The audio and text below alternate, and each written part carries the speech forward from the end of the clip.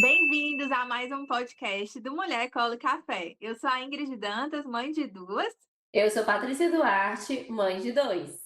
e nesse episódio nós vamos falar sobre os mitos da maternidade, aqueles que assustam, confundem, bagunçam a nossa cabeça, né? A gente nem sabe em quem acreditar, no que fazer, e hoje vamos desmistificar alguns desses mitos aqui para vocês. De uma forma leve, também descontraída, vai ter um momento ali que a gente vai rir bastante, mas também vamos trazer muito conteúdo sério mesmo para vocês entenderem que tem coisa que a gente não pode levar tão a sério assim ao pé da letra. Coisas que mudaram ao longo da história e hoje a gente precisa saber, né, de tudo com o mais embasamento científico possível. Até porque a maternidade não é um manual fechado e cada experiência é única. Então, bem-vindos ao nosso podcast.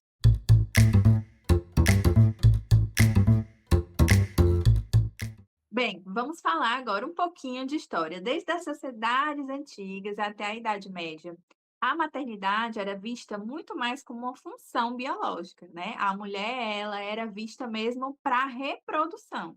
Essa era a principal função da mulher. E as crianças, elas eram cuidadas em grupo, no coletivo. Antigamente, se entendia que uma criança era responsabilidade da comunidade e não só da mãe ou do pai. Então acabava que todo mundo fazia parte, né, vizinhos, amigos, familiares, todo mundo estava ali, com uma certa responsabilidade também sobre a criação daquela criança. Funcionava como uma rede de apoio, né? E a rede de apoio de antigamente era muito maior do que a rede de apoio que nós temos hoje, né. E ali já por volta do século 17, 18, com as ideias do iluminismo, a gente vê nascer a ideia do amor inato, né, que hoje em dia muita gente ainda acredita, que as mães, elas têm aquele amor inato, que a partir do momento que nasce o bebê, a mulher começa a amar profundamente aquele bebê, né, incondicionalmente, e esse amor inato coloca a mulher no lugar de cuidadora principal.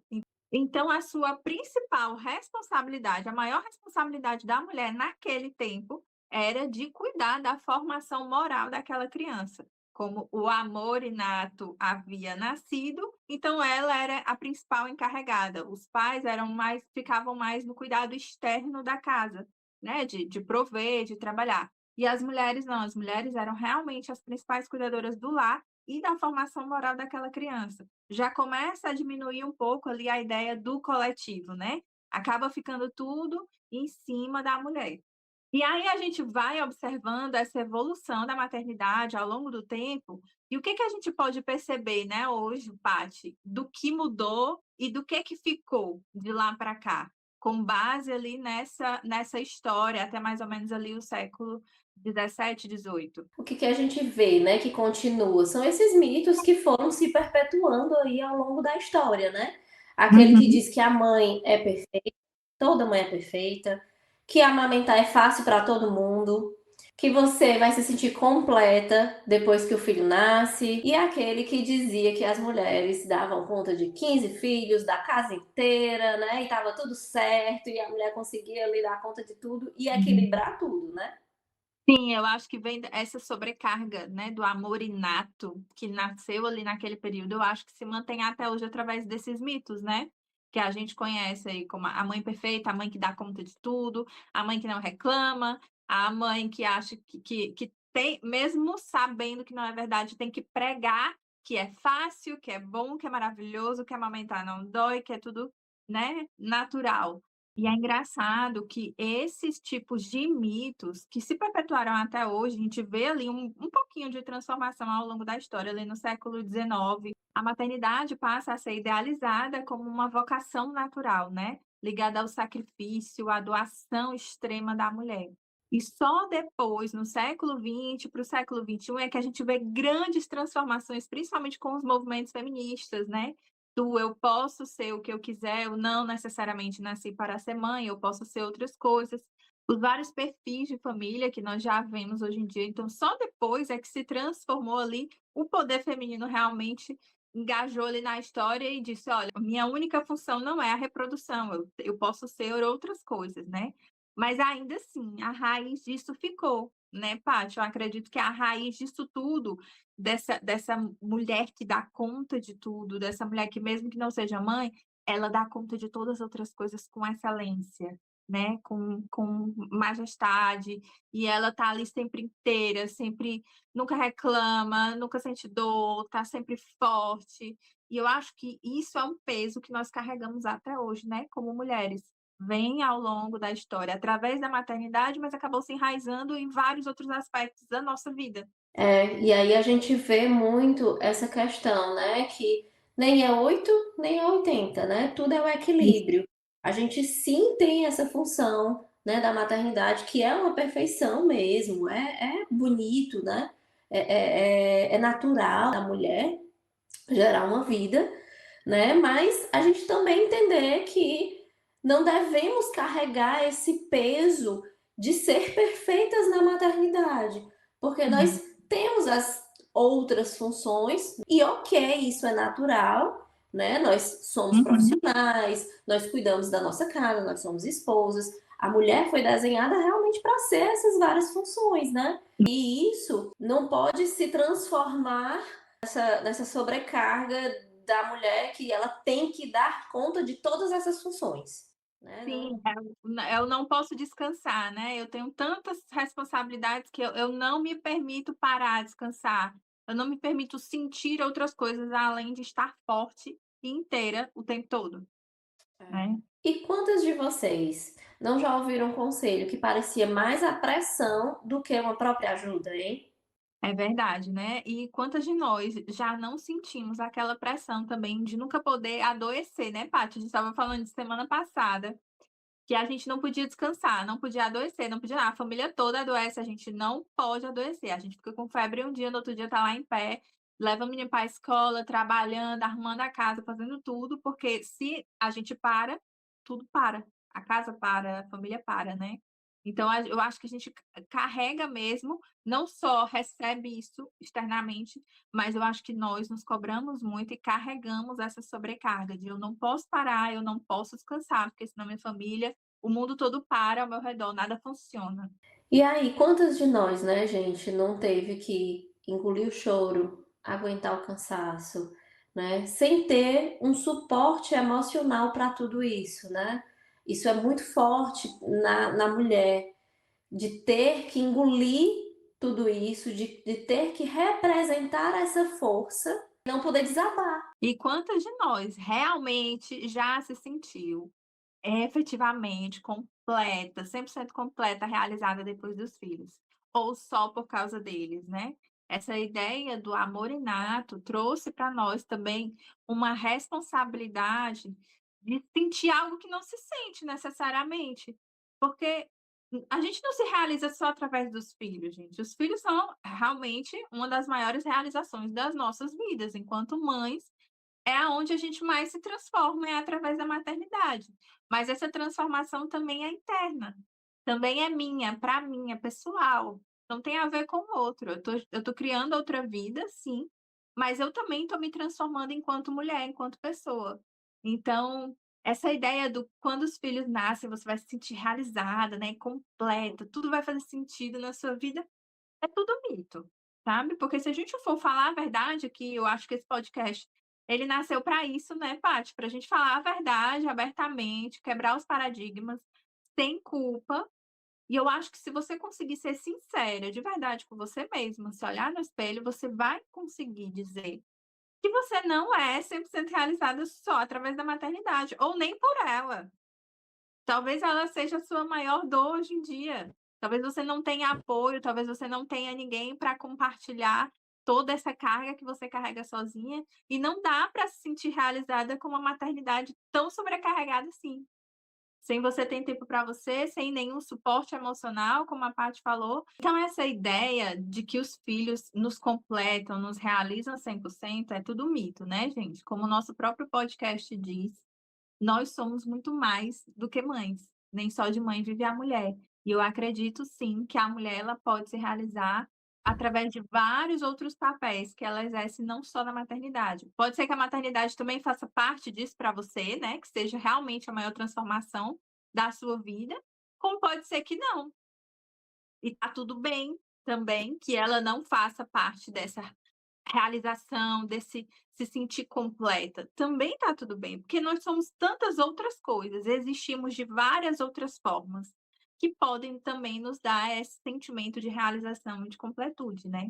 E não só a maternidade. Por que que a gente vai colocar toda essa carga em cima da maternidade, sabendo que não é tão fácil, tão florzinhas e corações assim, né. Então aqui a gente realmente é um lugar para a gente ser sincera, abrir o jogo e dizer: "Sim, a maternidade me completa, me transformou de várias formas, mas eu não sou 100% realizada só através dela. Eu preciso de outras partes de mim, preciso que outras partes de mim estejam ativas, estejam também buscando o seu próprio desejo, a sua própria realização, para eu, Ingrid, me sentir completa, e não só pelo fato de eu ser mãe", né. E agora a gente vai entrar, quebrar um pouquinho o gelo e entrar no nosso quadro. E o tema do nosso quadro é mito ou verdade?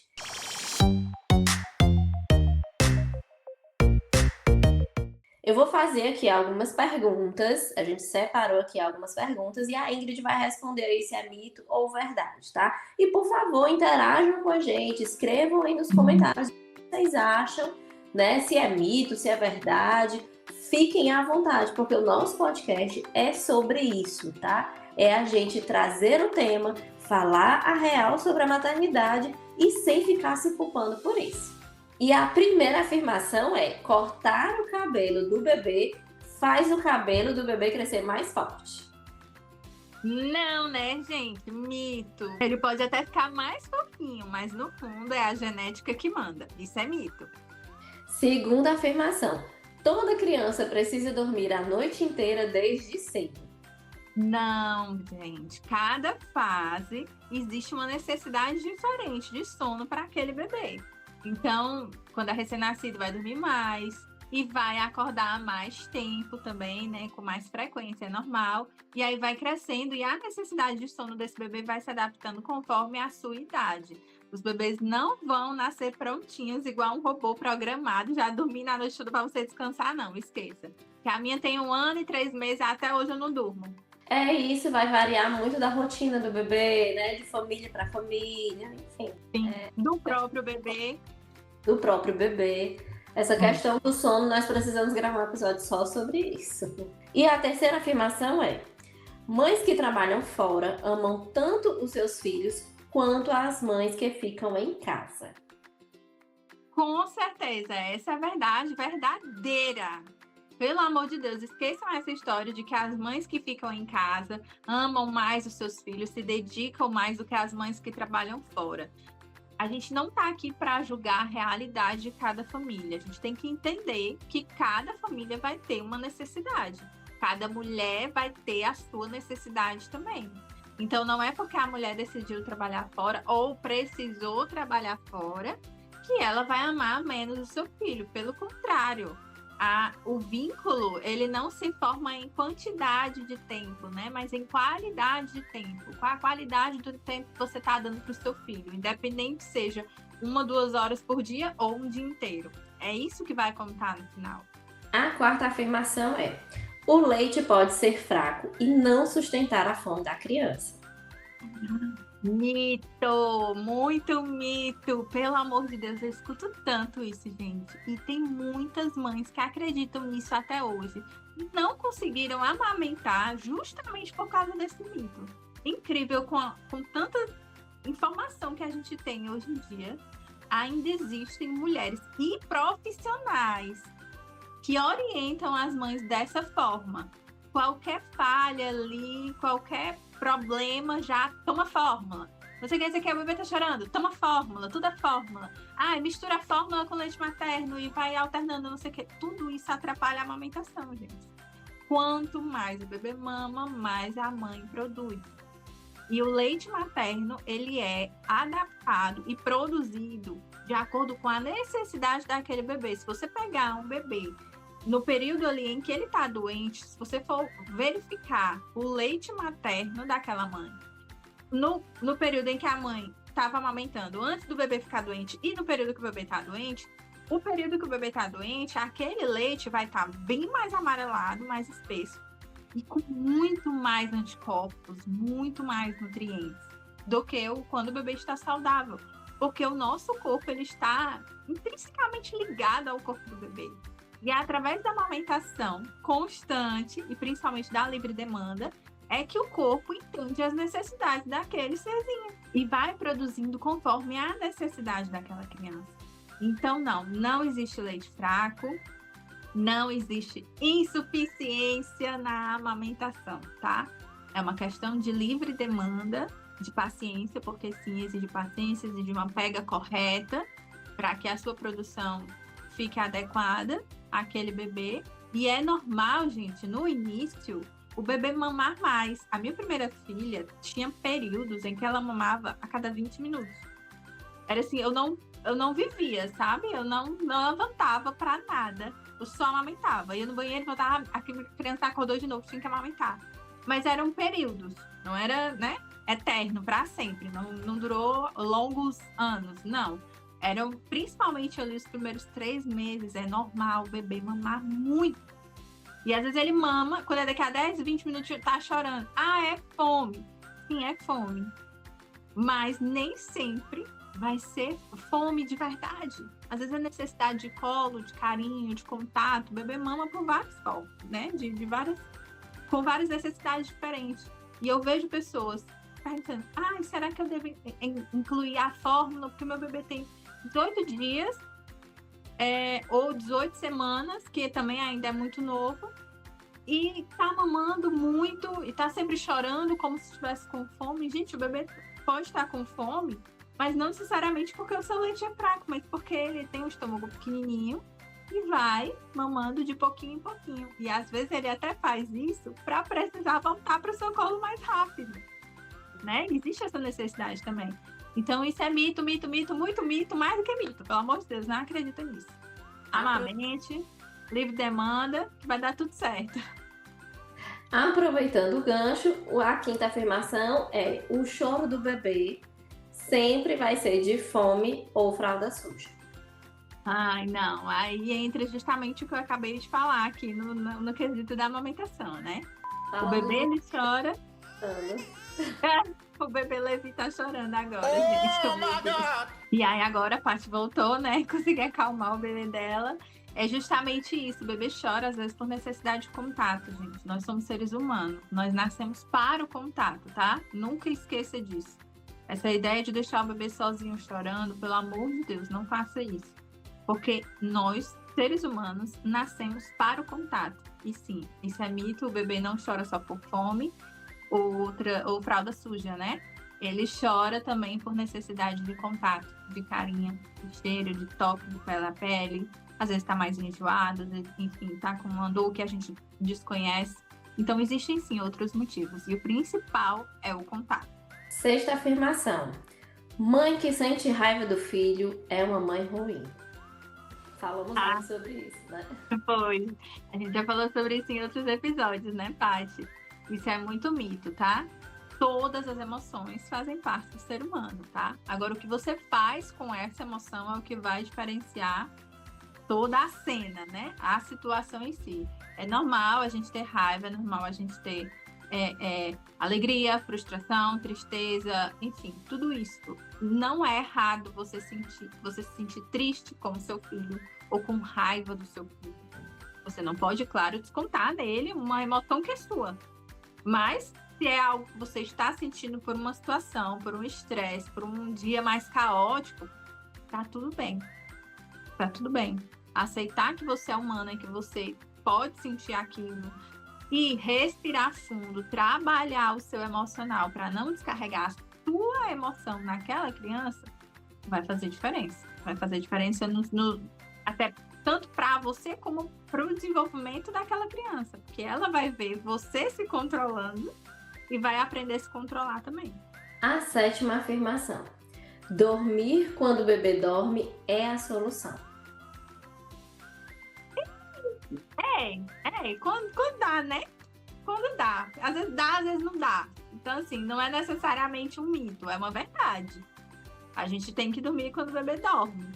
Mas se você vai conseguir relaxar, aí é outra coisa, né? Aí vai muito do suporte emocional que você tem na sua maternidade. O ideal é que você consiga, né? Que você, quando for dormir, o bebê dormir, você consiga ali também descansar nesse momento. 8ª afirmação e última. Chupeta vicia e estraga o bebê. Mito, tá, gente? Mito. E aí eu trago aqui uma ressalva em relação a esse mito. Todo excesso é prejudicial, tá? Tudo em excesso é prejudicial. Então a gente não vai dizer que 100% a chupeta não vai fazer mal nenhum. Claro que vai, a longo prazo ela pode prejudicar, inclusive a arcada dentária, a mastigação, mas isso mais para frente. Depois dos 2, 3 anos ali que vai fazer alguma diferença ali na saúde bucal daquela criança ou no desenvolvimento da fala daquela criança. Até lá, relaxa. Relaxa. Se essa é uma ferramenta que você precisa usar e que o seu bebê gosta, se sente mais confortável, tá ótimo, entendeu? Contanto que esteja tudo bem dentro da dinâmica familiar de vocês, dentro da necessidade da mãe e da necessidade do bebê. Tem que equilibrar ali essas duas coisas. Também não é só o que a mãe quer, rígido, engessado, e pronto, e não vou dar, e a criança vai ficar naquela frustração o tempo todo, né? Chorando ali para dormir todas as noites. Mas também não pode ser só o que a criança quer. A mãe também tem que usar um pouquinho de equilíbrio ali, né? De bom senso, para poder oferecer ou não a chupeta. Mas não, a chupeta não vai atrapalhar. O que pode acontecer, em alguns casos, é a confusão de bicos. É o bebê confundir a chupeta com a mamadeira, com o bico do peito e acabar escolhendo um deles, né? Acaba escolhendo um e larga o outro, pronto. E aí acaba prejudicando a amamentação. Eu vou falar por mim, no meu caso, eu ofereci chupeta para minha filha assim que eu cheguei na maternidade, a minha primeira filha, e ela pegou a chupeta super bem, mas nunca deixou de mamar. Eu amamentava também livre demanda, era ela fazer eu pumba o peito na boca dela. Então, assim, ela nunca fez essa confusão né, do que era o bico do peito, o que era a chupeta, e acabar preferindo a chupeta. E ela também só pegava ali para dormir. Eu não deixava ela o dia todo, por exemplo. Não ficava o dia todo ali com a chupeta. Oferecia só para dormir, para ela se acalmar e tal. Mas a grande maioria das vezes era o peito. Dormia no peito também, e isso também é mito. Eu gosto, vai dormir no peito e pronto, e acabou. E para mim super funcionou, né? Tanto para mim como para ela. E com 2 anos e meio, ela largou a chupeta. A gente foi trabalhando, né, com ela, conversando. E aí ela foi aceitando que, ok, eu já sou uma crescida e tal. E foi aos poucos largando. Mas para mim não fez muita diferença o fato de eu oferecer a chupeta ou não, né? Mesmo estando amamentando, não fez confusão de bicos. Mas há casos que sim, pode acontecer. E aí, se você percebe minimamente que a criança está começando a preferir a chupeta do que o seu próprio peito, aí sim é um caso de você tirar, né? Porque senão vai atrapalhar a amamentação. Fora isso, segue a vida e aproveita que a chupeta é uma boa ferramenta aí. É uma boa rede de apoio. Boa rede de apoio, é verdade. E aí, a gente encerra o quadro. E eu queria deixar a mensagem para vocês, tá, gente? Aqui. Que o que importa é cada dinâmica familiar, como a gente vem sempre falando e reforçando aqui, tá? Ninguém tá dizendo aqui o que é 100% certo, o que é 100% errado. O que importa é você avaliar a sua dinâmica familiar, é você ver como é a sua rotina, o que se adapta ali à sua rotina. Claro, com orientação médica, né? Com a orientação de um profissional da saúde ali, para estar lhe dando esse apoio e esse suporte, tá? É isso, gente. Olha, nesse episódio a gente quer agradecer a vocês estarem assistindo ao nosso podcast, né? Esse é o nosso 5º episódio.